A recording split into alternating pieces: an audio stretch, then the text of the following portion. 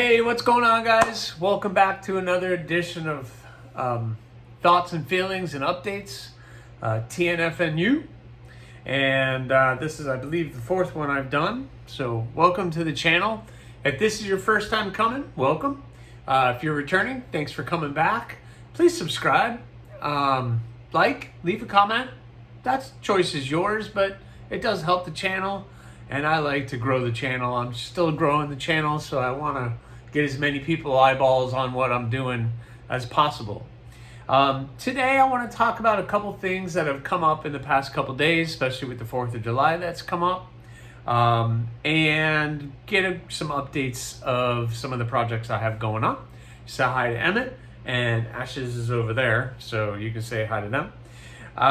So earlier this week, a couple of videos went out about USA made knives, and they wanted everybody, content creators and everybody, show their USA made knives and show this. So I wanted to show you guys.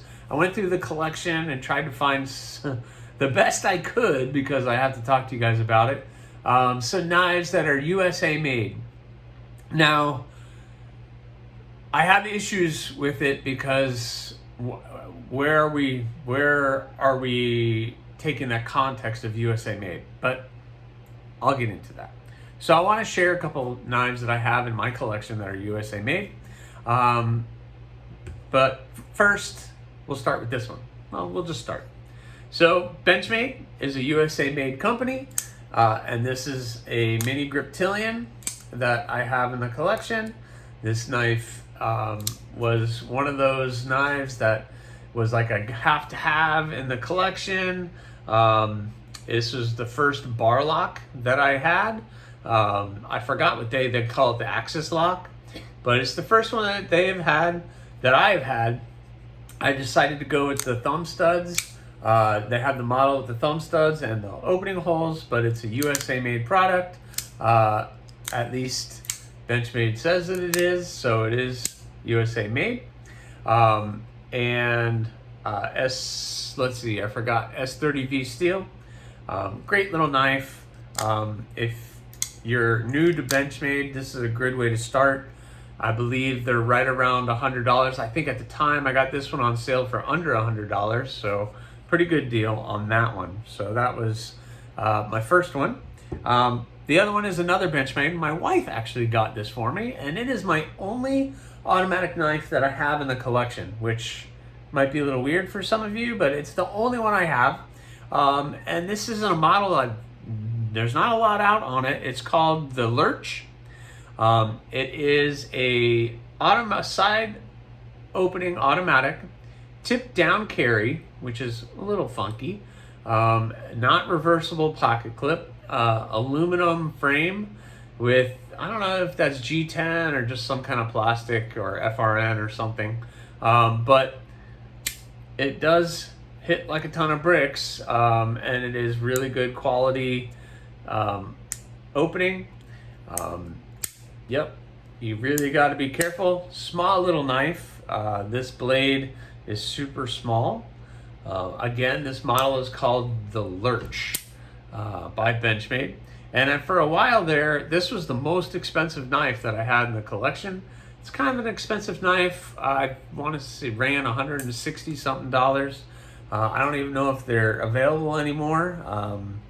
I guess you can check all of your local dealers and see if that's something that you'd be interested in. But it's a fun little knife. Throw it in my pocket every once in a while. Your typical S30V steel from Benchmade, but USA made, because most Benchmade products are.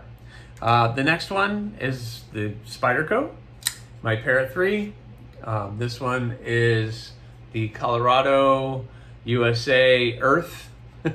I love how they put that. Golden Colorado, easy for me to say. USA and Earth. So, okay, cool. I guess they're made from other countries, but excellent knife. I really saved up a lot to get this one.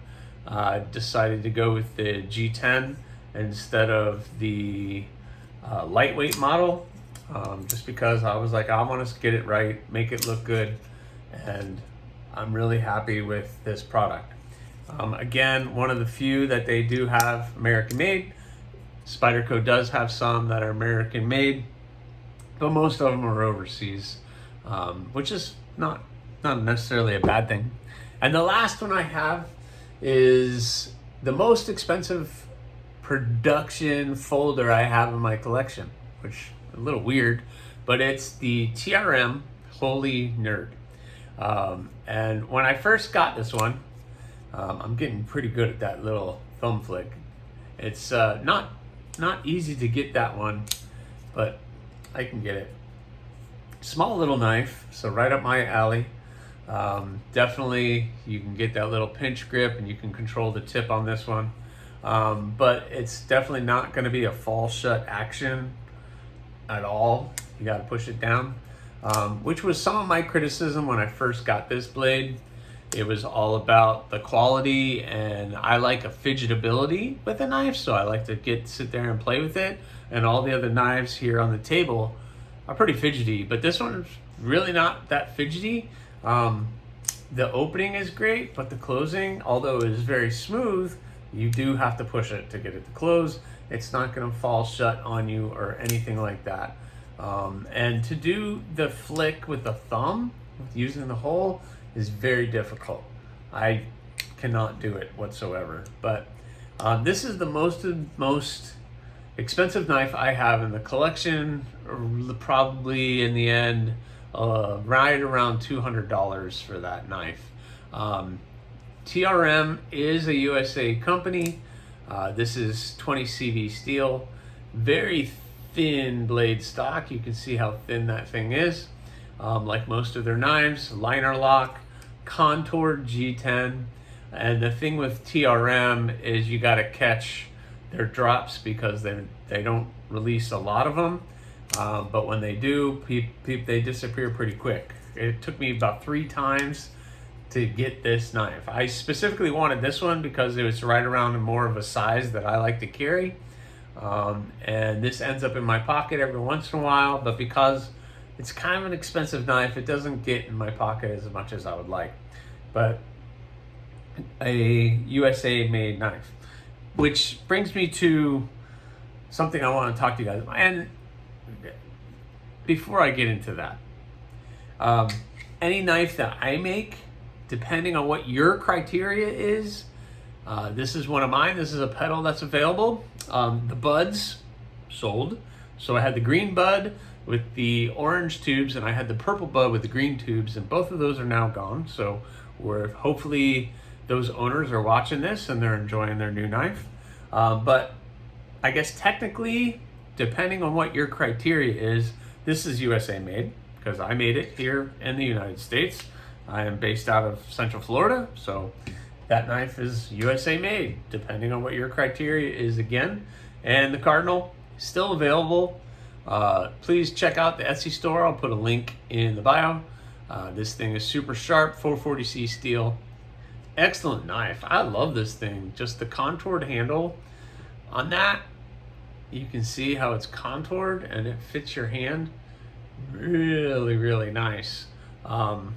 Right in here, you can see how it kind of dips in, and your hand fits right into where those grooves are, and you can really get a hold of that blade. So I really like this thing. If somebody doesn't buy it soon, it's going to end up in my collection.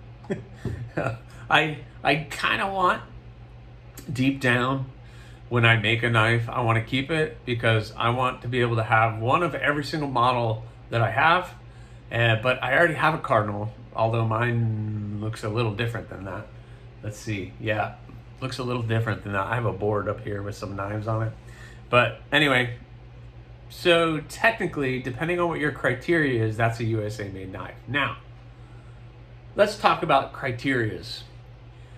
What makes it a USA made knife versus a knife that was built in the United States, if that makes sense? So what I mean by that is, let's take the Benchmade. They may have cut the steel, CNC'd the steel, shaped the steel, and put it all together. But where did they get the steel from? Was that a USA manufacturer who made the steel? And where did they get their steel from? What about the hardware? What about the clip? What about the scales? What about all the springs? So I don't know how far you guys want to take it. Is it a US assembled knife or a USA made knife? So that's what I want everybody to really think about. Because even something like this Spyderco, where did this steel come from? Did Spyderco get it from Germany or China or Japan and send it over to Colorado for it to be built? Or something else? What about the standoffs? What about that clip?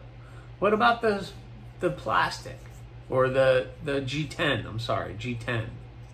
The same with my knives. I can say the same thing with my knives. I can say they're USA made because I made them here in the United States, but I don't know where the steel comes from. And that's on me. I'm ignorant to the fact that I'm just trying to get some steel because it's fairly cheap and easy to work with.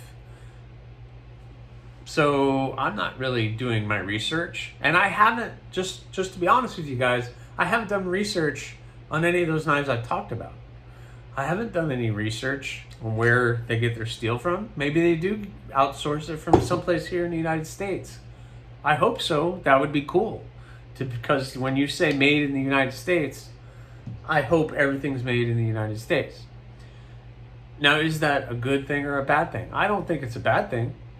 I personally don't care. Most of my knives, like I have 80 some odd knives in my collection, which isn't terrible. And I only had 4 that I could say that were American made. So, I don't have any issues. You see all the Civivi stickers over here. I'm a huge Civivi guy. I love Civivi.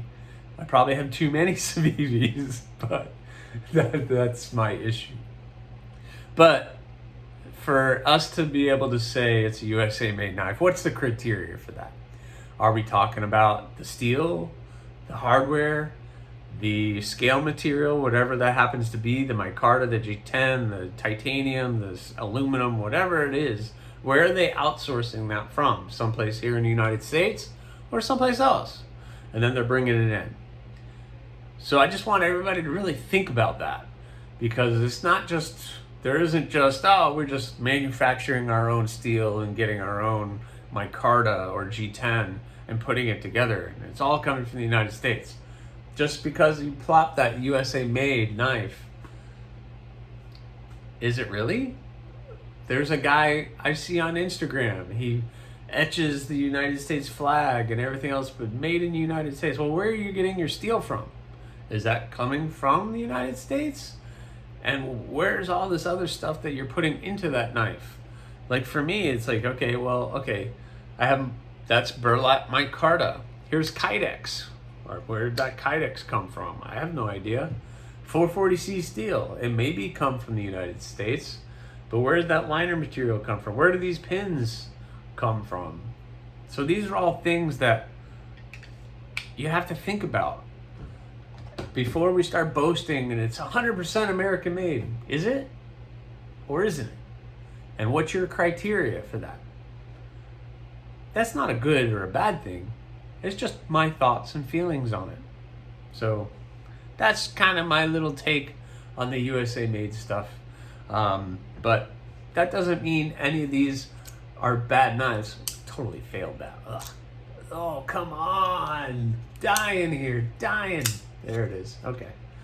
I can do the Spidey flick. But that doesn't mean these are not bad knives. These are all fantastic knives that you can have in your collection to use every day. They're all great. And in their own little ways, they're fantastic blades. So, that's just my little, I didn't really do a USA made thing, but I guess I just did. But I don't know, guys. Think about it. Think about it. That's all I gotta say. Think about it. All right, so let's talk about some updates. Number 1 update, I got some more ink done. So I got the Maker's Mark put on. You guys can figure out what it looks like. It's in that ugly stage. Any of you guys gotten tattoos, you know they kind of go through that ugly stage. So it's kind of going through its ugly stage. And I got this one. I'll talk about this one. So this one is me and my daughter, who is now 19, went and got a tattoo together, which was a cool experience. And I used to always call her Chick. So she's my little chick, and now I always have my little chick with me. And she got the same tattoo, not on her wrist, but so that was cool. And then while I was there, I said, yeah, what the heck? Let me get the Maker's Mark, the logo put on it. Just so you guys know, I'll hold this up because it's a little easier than my arm. And please check me out on Instagram at AriesEDC. But the logo was something that I was working on for quite some time. You know, when I started this, I didn't want to just put a brand out there. I wanted it to be, or I didn't want to just start making knives and throw them out there. I wanted it to be kind of a brand. And I came up with Aries EDC, and I wanted to incorporate the Aries symbol into the logo or the Maker's Mark. And a lot of people put their names in it, and I liked the way some people incorporated their initials and their name into the logo. And I did the same thing. So my initials and my name are S and H. You get it now? You get it? Okay. So you have the Aries symbol, I have the S, and you can see the H. So that's the story behind the logo. But I kind of was doodling some designs. My stepdaughter, who's a fantastic artist, did some digital work, and she came up with this. And so that is the logo. So that ends up on all my blades.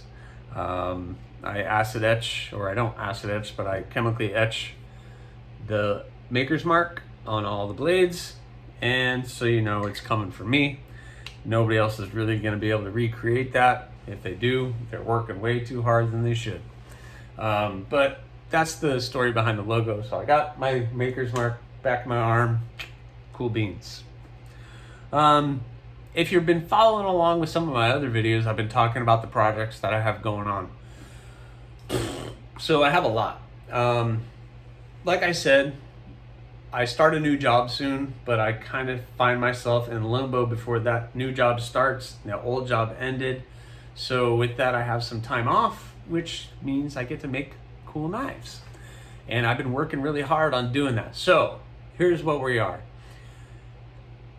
Yesterday, the petal and the bud that were in AEB-L, that are posted on the community board on my community page, have been sent out for heat treating. So they're on the way to Peters. They'll be there for probably a week and a half or so by the time I get them back, and that's so I can finish them. On the way back now, and I was kind of hoping that I got them back today, but I didn't get them back today, was the other petal and the rock hopper. So as soon as I get those two in, I can clean those up and start getting those done. I have a buyer for the petal, and the rock hopper is undecided whether I'm going to keep that one for myself or I'm going to put it up for sale.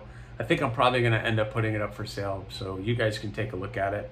Follow me, keep following me, and you'll see what that thing looks like. And then when I get the other two back, I can finish those. I have not started the Damascus, any of the Damascus stuff. I just have the one knife with the copper, which is staying in the collection. And then I just posted some stuff today because today I got these two in a really good spot. This is the Bloom, a model called the Bloom, and this is the Bloom Harpoon. So I got the holes all drilled, the bevels all done, and the blades nicely cleaned up. So they are pretty much ready for heat treating now. That's down to about 400 grit on the sandpaper and on the belt grinder. So they're ready to be heat treated and then cleaned up. Really cool shape. I really like the harpoon. I'm a sucker for a good harpoon. Very comfortable. It's going to be a 3-finger grip. Almost, you can get that little pinky in there a little bit, but not too much. But I'll probably end up putting a lanyard on it for the pinky anyway, like I normally do. Your thumb falls right where the harpoon is. If you need to pinch it, you pinch it. You can get your finger up there to control the tip to make any cuts like that. These are great, very great. This is the model that I carry pretty much on a daily basis. And it was something that I came up with where I wanted something a little bit bigger than the pedal, which is what this model is. This is a little smaller. You can see how much bigger the bloom is than the pedal. So it is a little bit bigger, but the blade shape or the shape's relatively the same. But I carry a bloom with me pretty much everywhere. So if you see me in live streams and anybody does a pocket check, you're probably going to see some kind of folder with the bloom, and that's kind of what it looks like. Except mine's a little bit different. If you go on Instagram, I've taken many pictures of that thing. So this is 1095 steel. This is the last two pieces of 1095 that I had, which I'm kind of happy about, because when I bought it, it was supposed to be 1/8 inch, and this is under 1/8 inch thickness, which is very thin, which makes a very thin and slicey blade, which is not bad for something this small. But I kind of wanted to work with something a little bit thicker than that. I was a little bit thin than what I was expecting to work with. So I have these two. They're in good shape. I think I'm gonna heat treat them tomorrow. I'll try to video that for you guys so you can see the heat treat on 1095. It's basically an oil quench. So I'll get it into the forge, get it up to forging temperature to where it's not magnetic, and then straight into the oil. I use canola oil as my quench, and then once it's done quenched, I'll throw it in the tempering oven right there. Bink. About for 1095, 350 degrees for about 2 hours, maybe 2 cycles, and it gives me a good hardness. I don't have a way to test the hardness, but whenever I'm sharpening and testing the blades, I don't have any issues with them cutting, and nobody's ever gotten back to me saying there was any kind of issues with the blades. So I can't wait to get these guys done and cleaned up, and hopefully tomorrow the other two come in too, because I really want to get that pedal done for my bud Matt. The trifecta is coming, buddy. The trifecta is coming. Also, this weekend I have more steel coming in. So Chad and Kevin, the gargoyle, I promised you, well, I'm gonna do both of them at the same time, but I need to get all these other ones done. So I have 6 blades that need to get done before I start the gargoyle and the column. So Chad, you're getting the column. Kevin, you're getting the gargoyle, and the more I say it, the more I'm gonna remember that those two need to get done. So it's good. Things have been great. I've been really busy, which is great for me because I don't like to sit around and watch TV all day. My ADD gets a hold of me and I have to do something. So if I can work half the day in the garage, that's great. Unfortunately, I live in Florida, and by noon, I'm done. It's just way too hot. It's way too humid. I don't have an air conditioner out here. This room is air conditioned, but I'm not putting a grinder in this room. There's too much going on. This is my clean room, and I want to keep it that way. I also have the snakes still in here. If you guys want to see the snakes, let me know. I don't know. You guys might want to see them. I can hold it. Talk to you guys about the snakes too. So anyway, guys, that's what I have for you. Please subscribe, like, leave a comment, or not. That choice is yours. Have a good one, guys.